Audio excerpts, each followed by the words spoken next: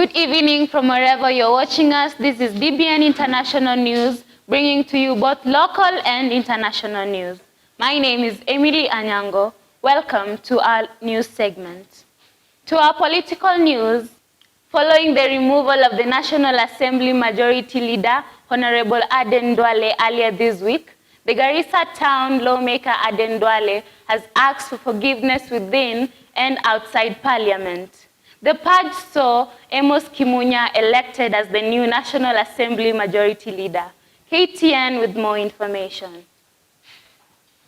Indeed, just like the famous Swahili saying that kilicho kuwa na mwanzo hakikosi kuwa na mwisho. That was the beginning of his exit speech as the inaugural majority leader in the National Assembly, whose 7-year tenure dramatically came to an end on Monday, having survived the initial purge a few weeks ago. I was not removed for inefficiency or lack of delivery, but simply the circle of the career of politicians. I therefore harbor no ill feelings or grudge. The firebrand third-term lawmaker who first came to Parliament on ODM ticket in 2008 as member for Dujis and re-elected in 2013 under URP and 2017 on Jubilee as member of Parliament for Garissa Township, was quick to seek for forgiveness in instances he was caught playing rough or offside. Mkono moja unasema pesa mashinani, mkono ngine hutaki tukuulize maswali. Hii pesa si ya mama yako bwana. Hii pesa si ya baba yako. Hii pesa ni ya Wakenya. Allow me to unconditionally ask for forgiveness and apologies to anyone in this house and outside who I may offended in the course of executing my duties. I was simply doing my job. And such is the nature of the job, as Honorable Kimunya will come to appreciate soon. Duale also offered some piece of advice to his successor. Please wear your shoes, walk according to your style and how you feel. All that counts is that you serve the people of this great nation.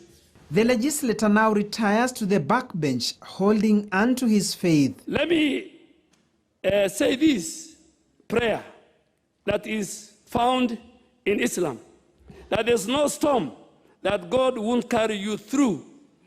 There's no bridge that God won't help you cross. There's no battle that God won't help you win. Trust God and never give up. Amen. The ruling Jubilee Party is now set to reconstitute parliamentary committees following the discharge of 16 renegades said to be pledging their allegiance to deputy party leader and not the president. Even with the surge of coronavirus cases, Kenya has had another crisis at hand. The Ministry of Health is alarmed by the rising cases of teen pregnancies. A recent survey conducted last week reported that more than 4,000 pregnancies among girls aged 10 to 19 years between January and May were reported. NTV with the details. While the number of coronavirus cases is growing by the day, another concern is brewing amongst the public, that of teenage pregnancies, especially given the high number of cases recorded in Machakos County alone. The survey by the Kenya Health Information System revealed that nearly 4,000 girls aged 19 and below became pregnant this year in Machakos. That translates to about 26 pregnancies on a daily basis. But that is just a snapshot of a bleak countrywide picture. This alarming reality that now etches itself on the ring of the effects of the pandemic has been linked to the longer stay-at-home period for children as schools remain closed. To ensure that we have youth-friendly clinics available for these teenage mothers and fathers. 2, to ensure that these services are actually friendly enough to allow comfort for our teenagers as they come to the clinics. The school closures have also stopped the provision of school meals and sanitary products, which children from disadvantaged families rely on significantly. This perhaps raises the risks of young girls engaging in transactional sex in order to gain not only access to these essential needs, but also to support their families. Some of these pregnancies, however, could also be a result of sexual violence, owing to lockdowns and movement restrictions. One teenage pregnancy is enough to form concern and worry within the ministry. Going forward, we are putting in place mechanisms. The issue of testing for the coronavirus is yet another tender spot for the government, amid claims that some of the testing kits had not been approved by the Ministry of Health and that their efficacy is questionable. And as the number of infections threaten to strain an already fragile healthcare system, the government says about 500 people are currently enrolled in the home-based care program. But other than Nairobi and Mombasa, other counties have not been as quick to roll out the home-based care, as their numbers are still relatively low. KENYA24, NTV. Into our political field, the crackdown on rebel members with political parties continued, with Wiper Party now cracking the whip. Former Machakos senator and a member of the party's National Executive Committee, Johnston Muthama, has been given 14 days to show cause why disciplinary action should not be taken against him. In a letter to Muthama, party chairman Shirau Ali Mwakerere accused Muthama of showing contempt and disregard to the party. Muthama is also accused of association with other political parties and boycotting Wiper NEC meetings, yet he is a member. Citizen with more details. Johnston Muthama has been given 14 days to show cause as to why disciplinary action should not be taken against him. In a letter to Muthama, party chairman Shirau Ali Mwakerere accused Muthama of showing contempt and disregard to the party. He's also accused of association with other political parties and boycotting Wiper NEC meetings, yet he is a member.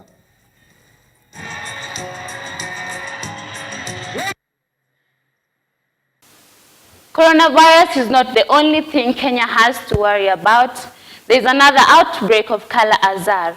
Over 23 patients admitted at Mwingi Level 4 Hospital after they were diagnosed with Kala Azar. The disease was first reported in Garissa County with 2 fatalities. KTN with more information.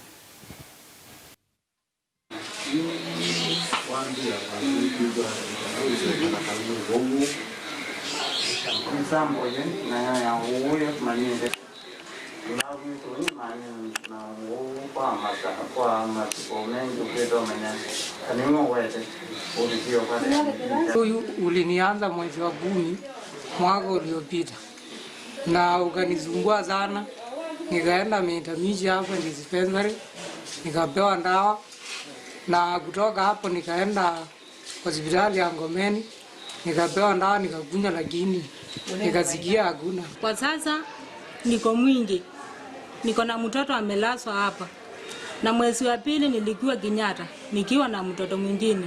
Ni kuomba serikali kuu na serikali za mashinani hizi za county kwanza zisaidie watu na dawa, zitemshwe huko mashinani, kila kitu iwe at least.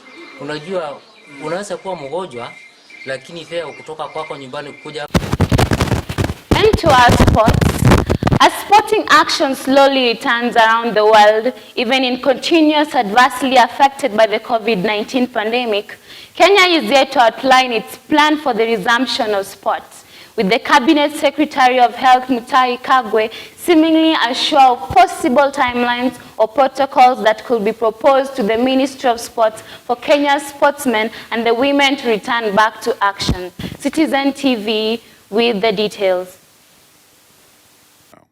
I can't tell you that we are going to have a huge athletics meet, in another 3 weeks. I don't know. I honestly don't know. And guess what? I don't think anybody knows. It all depends on what is going on. It depends on the patterns. It depends on who is going to go to the field. I mean, for instance, if today there was a match at City Stadium and you are told to go there for a football match, would you go? Where do I have this feeling you wouldn't? That's just my point. Into our international news segment, as European Union nations continue to ease coronavirus restrictions, the EU is considering recommending that member states block American visitors from visiting their countries due to the surge of coronavirus cases in the US. According to the two diplomats of EU, the criteria will be forced on circulation of the virus, quote unquote, said one EU diplomat, adding that Brussels is looking to keep out travelers from countries where the virus is circulating most actively. No final decision has been made, and it is ultimately up to individual members to decide who can enter each country. The EU diplomats had not seen the draft list of acceptable travelers the Times reported on, but they said they were aware that discussions are ongoing. CNN with more details. CNN is learning that the European Union could bar Americans from entering its member countries because of the high coronavirus case count in the U.S. Joining me now to discuss this is CNN's Kylie Atwood, Fred Pleitgen, and national security analyst Juliet Kayyem. I mean, Kylie, this is a referendum that they're even considering this. It's a referendum on how the virus is taking over the United States. Yeah, it's really a reflection of a reality. If you think about it, Brianna, what I'm being told by EU diplomats is that as the EU prepares to open its borders to international travelers, it's considering not allowing American travelers back into the EU. Now, that is very big news because it's going to allow travelers from other countries to come to the EU, but the criteria for which it determines which countries are allowed to allow their travelers to come into the EU, I'm being told, is based on how many cases, the source of the coronavirus cases in those countries. And so because there is a surge in the United States right now, the EU is considering keeping American travelers out of the EU when they allow other international travelers to come into the country. Now, they are also considering a number of other countries whose visitors would not be allowed into the EU, and we are expected to hear a final decision on this early next week ahead of the July 1st deadline. And Fred, you're there in Berlin. What are you hearing? Yeah, I mean, I certainly think that is something that could happen, that the U.S. travelers could still be barred from entering the European Union. I mean, one of the things that we have to keep in mind is that when the European Union opens, first of all, it's every member state's own thing, which people from which countries it lets in. But of course, the EU is going to want to do all of this on a European level. They want to see to be having a common approach, and that's something that they've done in the past as well. And certainly, the thing that they are going to look at is how strong the virus is in a lot of these countries. In the end, the science in the EU here is what it comes down to. What they usually do is they will give preferential treatment to countries that are affiliated with the European Union. Like, for instance, right now, travelers from the United Kingdom are being let into the European Union, and, for instance, also from Norway and some other countries. So even some countries that are not necessarily part of that Schengen area, of that common European free travel area, are allowed in. However, Brianna, one of the things that I have heard from many German officials over the past months that we've been dealing with this coronavirus crisis is they haven't been very impressed at the way that the Trump administration has been dealing with the coronavirus crisis. In fact, it was a top German official who a while back ago said, look, here in Germany, of course, Germany has done very well by and large in dealing with the crisis. We can be very happy that we don't have a situation like in the United States, where there's a lot of German politicians who believe that the crisis is not fully under control in the United States. Of course, that's also something that plays into these decisions as well. If you look at Germany, for instance, it is probably the European country that is most similar to the U.S. as far as politically structured. Also, a lot of strong federalism. And Angela Merkel's government has been seen as being very, very strong in dealing with state governors, working with state governors to try and get this crisis under control, get the pandemic under control. And German politicians have been looking to the United States and saying they haven't seen that same level of cooperation from the Trump administration to the extent that you've seen it here in Germany, Brianna. Yeah, no, we just heard, Fred, from one of the major experts on vaccines who said it almost appears like the U.S. at this point has kind of given up on really managing coronavirus when you look at the moves the administration is taking. Juliet, when you look at what the EU is discussing here. The New York Times is reporting that the U.S. would be lumped in with, for instance, Brazil and Russia. And then it says that European nations are currently haggling over two potential lists of acceptable visitors based on how countries are basically doing with the coronavirus. Both include China as well as developing nations like Uganda, Cuba, and Vietnam. So what does that say about how the U.S. is being perceived here in their response?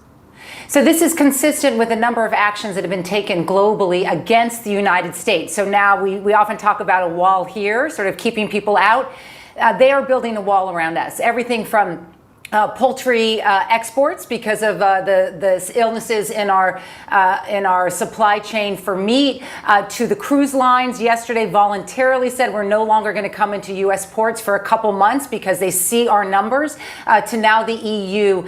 This is the summer of exclusion is how we have to think about it. The United States has failed to effectively manage the coronavirus, and the rest of the country, rest of the world sees that, but in particular parts of the world that have managed to not only flatten the curve, but to get way down on that slope as they anticipate a potential second wave. So for Europe, they know it's not over. But what they can do is manage the risk between now and, say, October, if there is a second wave.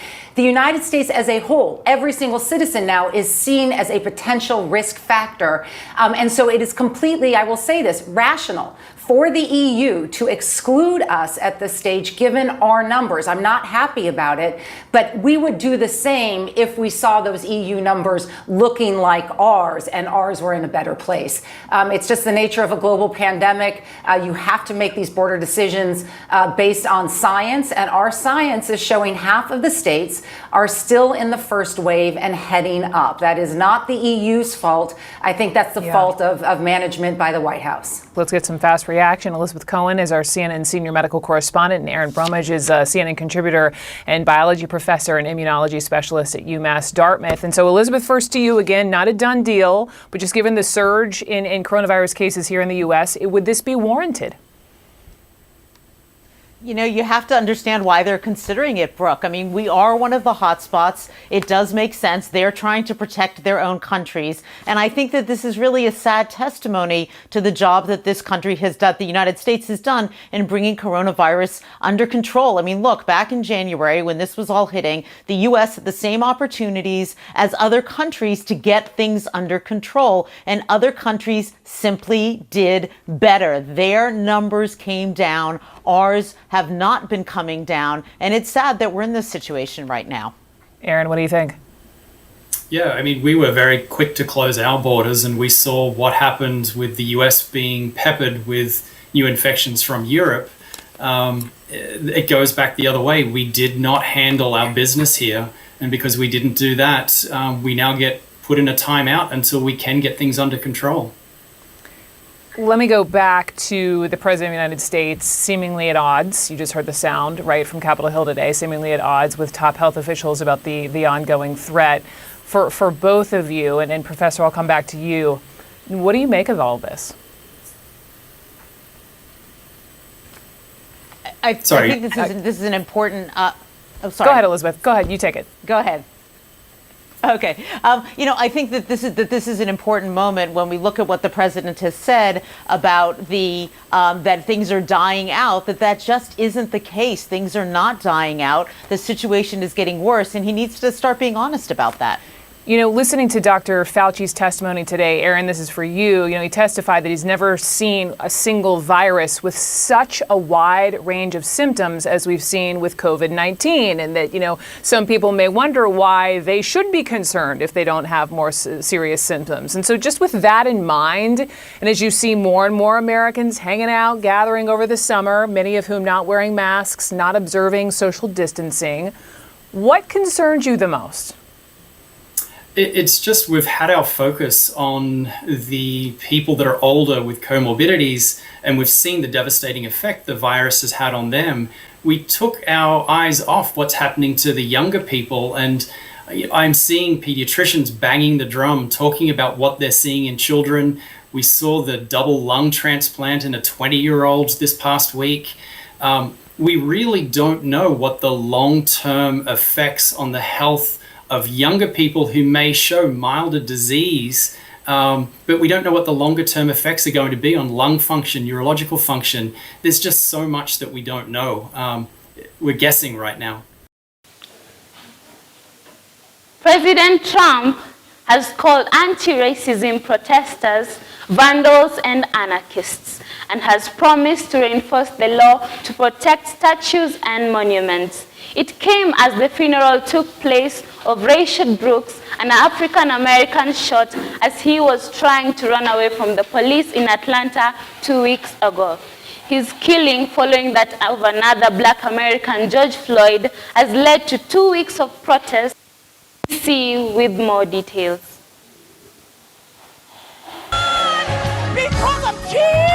Another funeral for a black man killed by a white police officer. The names and places may change, but the storyline is wearily familiar. Today in Atlanta, they're laying to rest Rayshard Brooks, shot in the back after he ran from police trying to arrest him on a drink driving offence. If your skin is the weapon and your complexion is the crime, what do you do to stay alive? Comply like George Floyd or run like Rayshard Brooks? I'm not asking for a friend, I'm asking for myself. The reverberations from this killing and that of George Floyd are still being felt across America as the Black Lives Matter movement tries to make this an inflection point in this country's long and tortuous battle for civil rights. There's urgent debate on police reform, and last night here in Washington there was fresh unrest. In Lafayette Park, just across from the White House, protesters tried to tear down a statue of Andrew Jackson, America's 7th president, and a slave owner who was responsible for the terrible mistreatment of Native Americans. Donald Trump, who installed a portrait of Jackson in the Oval Office when he became president, said this would not be tolerated. We are looking at long-term jail sentences for these vandals and these hoodlums and these anarchists and agitators, and call them whatever you want. Some people don't like that language, but that's what they are. As we continue on, reporting from journalist Guillermo Galdo's deep in the heart of Peru's central Amazon, the indigenous Shipibo people have for 4,000 of years lived off the land, thrived as healers, and defended their territory against lodgers and other foreign invaders that threaten their very existence. But they have a powerful new foe that shows little mercy, COVID-19. In the remote Shipibo village of Kaimito, 80% of the community are showing symptoms of coronavirus. According to the local nurse Elias Magin, the nearest hospital is an 8-hour boat ride away. When we arrived in late May, a line of people snaked around a simple building with a makeshift sign declaring the Puesto de Salud, or health clinic, for Kaimito. It was only 10 a.m. and those who could walk were patiently waiting to get medical attention. In the past 3 days, we have run out of medicine the government gave us, McGinn, quote unquote, said.